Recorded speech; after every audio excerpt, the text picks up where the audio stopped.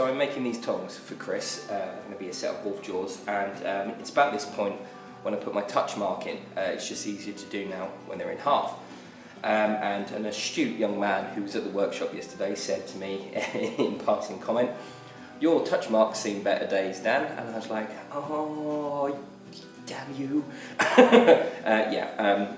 Basically, I've had a problem with this touch mark ever since I made it, and it's always sort of bent up on me.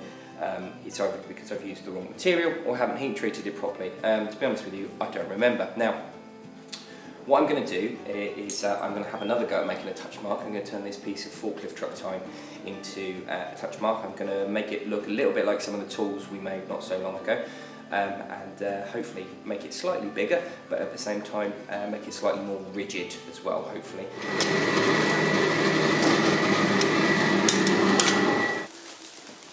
Right, so I'm going to take the corners off this. You don't have to do this, this is just aesthetics.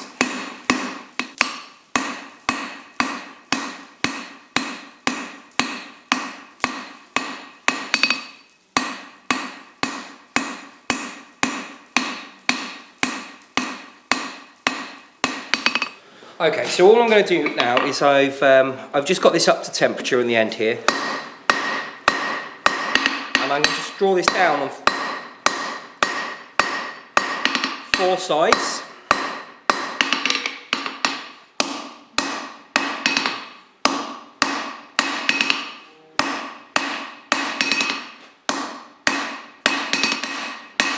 And what I'm looking to do create an area at the end that I can use to put the touch mark in. I need to straighten this up. Okay, so I've just got a cut-off wheel here. I'm just going to cut the end off square.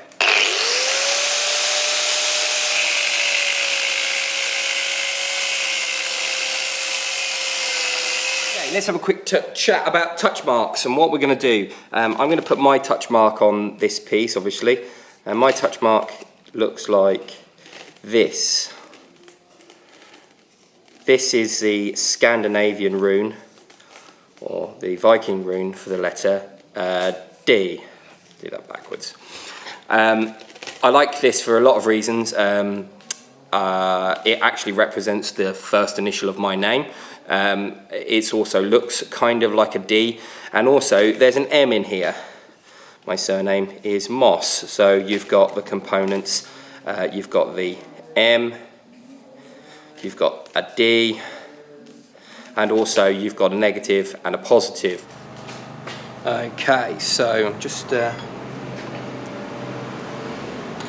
sticking this in the vise facing up. I've got a piece of this 01 tool steel here, and like I did with the others, I'm just going to place it here about up to the middle. I'm going to cover both corners on the outside and just whack with a hammer.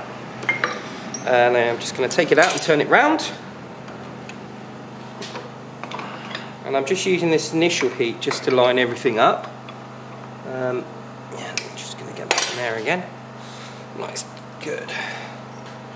Just using this initial heat. So this is a piece of 01 tool steel. It's not been heat treated or anything. It's as you buy it from the store. It's for making machining tools with. Just marking that out. Let's get that in. Like so. So now I'm just going to tidy those sides up ever so slightly. Try and keep this as square as we can.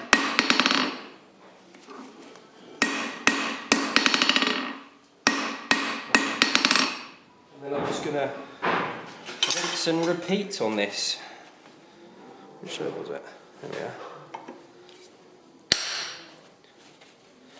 Just keep tidying those faces up.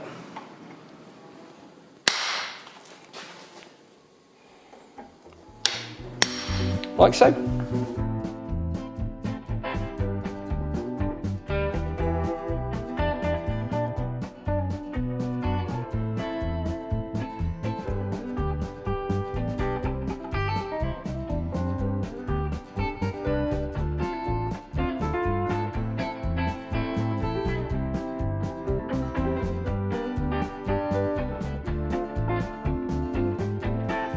just come to the back side of the touch mark, and I'm just going to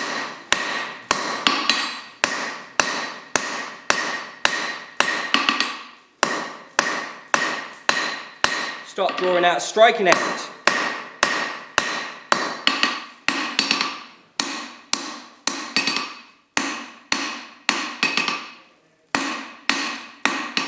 Take these corners off.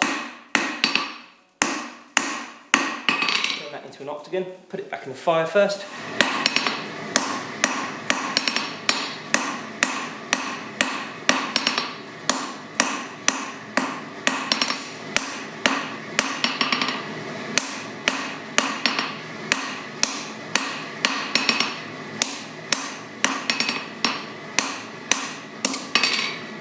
Okay, so what I'm doing now is I'm just lifting this material up so it's non-magnetic. That back end needs to come up a little bit.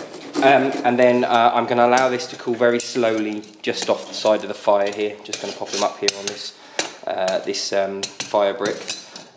And just going to allow it to cool down over the period of an hour and a half. And then so it's basically, it's hand touchable.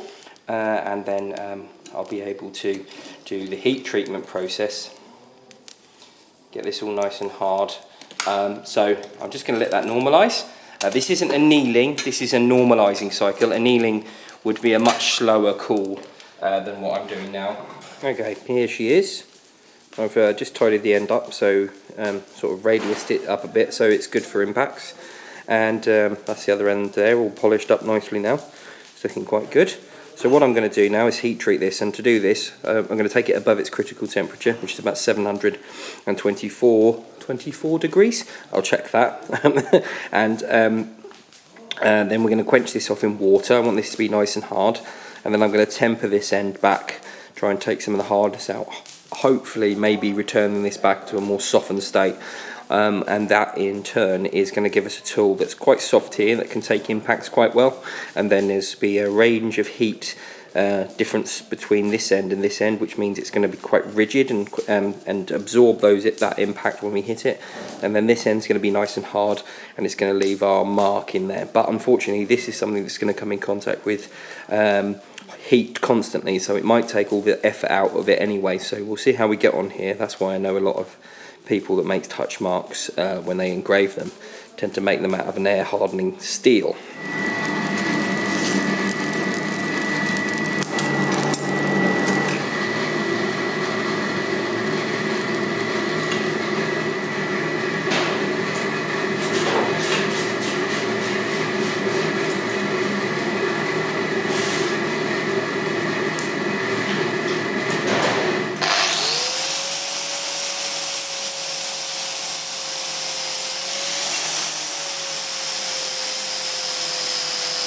So best case scenario is that we can soften this end off now and get a nice temper range up into this end of the tooling.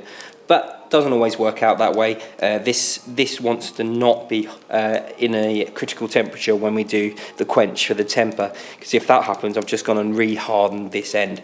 So I'm just going to place this in the back of the fire, place the back end in the fire, and just let some heat come through and just slowly let that do its business. Not sure if you can see that, but I've got those temper colours starting to come through now. Let that get a little bit hotter, and then I'm going to just quench that off. Just use some water.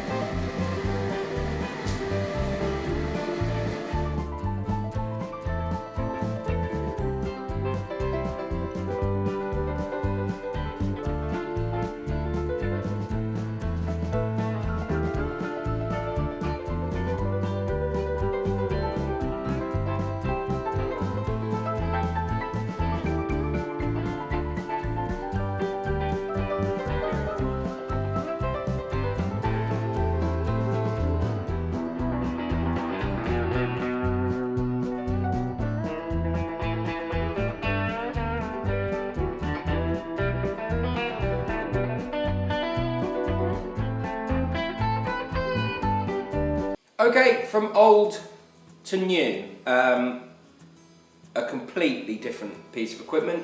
I need to make this again, but as something I can use under the power hammer, so probably slightly shorter with a little handle on or something.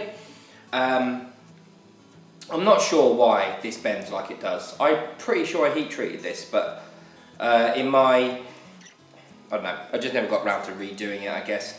And it's not the best of tools in the world. I could have done a better job, really. So I was kind of thinking I'd be able to use it under the power hammer, but every time I do, it just bends up. But this, for the meantime, will help me no end. It does leave a lovely indent, and as touch marks go, I'm quite happy with that. And I'm very pleased with the outcome of this little touch mark. It's not a crazy build today. It wasn't you know, in-depth mega build. It was just me redoing my touch mark. Hopefully it's given you guys a bit of inspiration to go and make your own. Like I said, you can buy these. I'm looking into getting something sourced anyway. But to be honest with you, if I can make one in the workshop, if I ever have a problem where I can't find it, or make one. So they don't take long, and they're pretty good once you've got it. That's everything. Thank you for joining me. I hope you enjoyed this video. If you did, remember, leave a like and subscribe if you haven't already. And if you are a subscriber, make sure you ring that bell for notifications, because it tells you every time I make a video, and I make videos as often as possible, but about twice a week normally. And then the occasional live. I keep threatening to do a live at some point. There will be a live soon, I promise. But yeah, that's everything for today. So thank you for joining me. I'll leave a link up here to the Fat Boy, which we made the other day, and then some more upgrade tool stuff just here. And this is my Patreon. Great way to support the channel. And this down here is the subscribe button. Thanks for joining me, guys. See you later. Oh, and girls, bye-bye.